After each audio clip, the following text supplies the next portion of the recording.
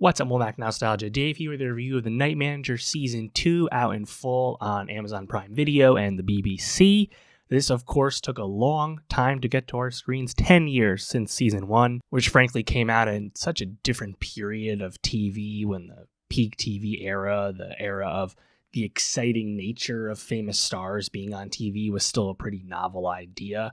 Now we're back with Season 2 after 6 episodes, and I quite enjoyed The Night Manager Season 2. It certainly exceeded my expectations after the truly long gap. Tonally, it comes across as a bit of a different show, but it's also quite inviting. You can jump right into the second season without having much of an attachment or memory of the first season. Tom Hiddleston is very capable as a spy leading man, and Hugh Laurie is also great as a charismatic villain after he makes his surprise return to the show. But the secret sauce of Season 2 has to be Diego Calva's newcomer as Teddy. His energy and the presence he has, I think, really makes a strong impression. Plot-wise, nothing super surprising takes place, especially if you were expecting Hugh Laurie's character to return. I did think it was a bit telegraphed when he was noted as an executive producer of Season 2 from Episode 1. Nevertheless, the budget is so lavish with this show that it's really fun just to kind of go through the motions and watch everything take place. Of course, this is modern spycraft. It's not nearly as cinematically engaging or as interesting from a process standpoint as, say, like more classic, John le Carre stuff taking place in the 20th century.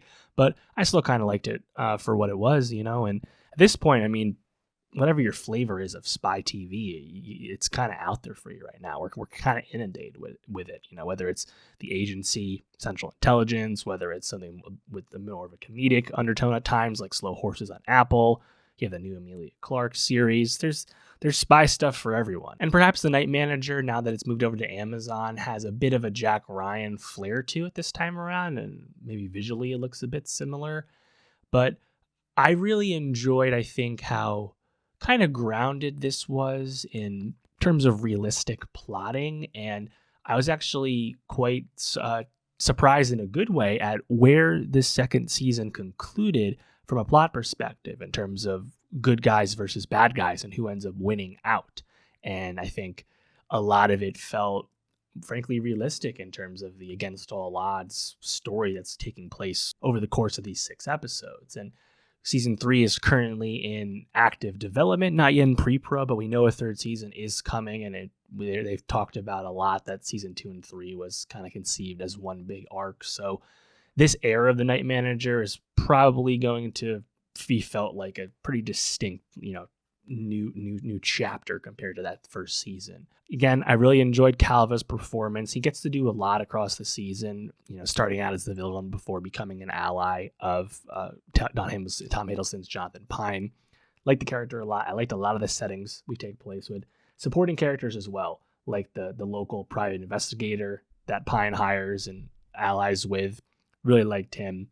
Camilla Marone's character of Roxana, perhaps the most, I don't want to say intriguing, because I don't know how intriguing her character really was, but definitely the most challenging character, right? I think the payoff with her and what her character's motivations were, perhaps that could have used a bit more fleshing out. She's still on the board for Season 3, but it wasn't the most satisfying character overall. Versus Diego Calva's character of Teddy, I really liked as he was layered in, his connection to Hugh Laurie's Roper was revealed, and the longing that he feels as a son who's not really loved by his father and all that stuff. I like that extra depth you get here.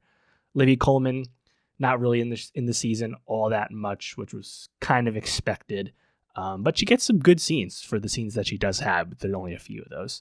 Indira Varma, her character, nothing too surprising about what happens with her character. You can kind of see her role in the story the entire time. But yeah, overall, enjoyable season. I thought it was really compulsively watchable, and the budget is just so lavish that, all this on-location shooting really, I think, goes a long way. It was a really fun time. Let me know what you think of Night Manager Season 2. What did you like most about it? And for more TV reviews, subscribe, and I'll see you next time.